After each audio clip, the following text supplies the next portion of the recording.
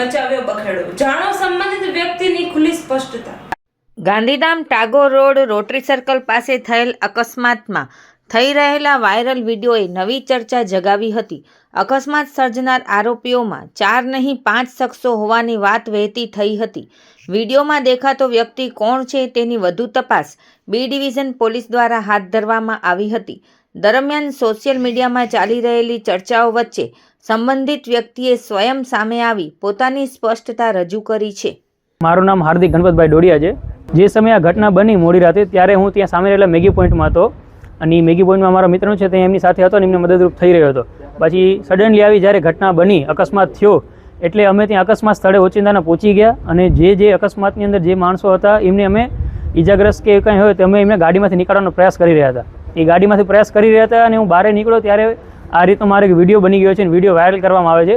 પણ એ કોઈ ગુનેગાર કે કોઈ 4 વ્યક્તિઓ સાથે મારે કાંઈ સંબંધ નથી કાંઈ લેવા દેવા નથી, એમને ઓળખતો। બસ આ ખોટી રીતે મારો વિડીયો વાયરલ થઈ ગયો છે। તો હું બધા પત્રકાર મિત્રોને બધાને આજીજી કરું છું, વિનંતી કરું છું કે ભાઈ આ રીતે વિડીયો જે વાયરલ થાય છે એ રીતે વિડીયો વાયરલ કરો નહીં અને વિડીયો ડિલીટ કરાવી નાખો। હું અત્યારે બી ડિવિઝન આવી ગયો છું અને મેં મારું સ્ટેટમેન્ટની બાંહેધરી જે કાંઈ હોય બધું આપી દીધેલું છે।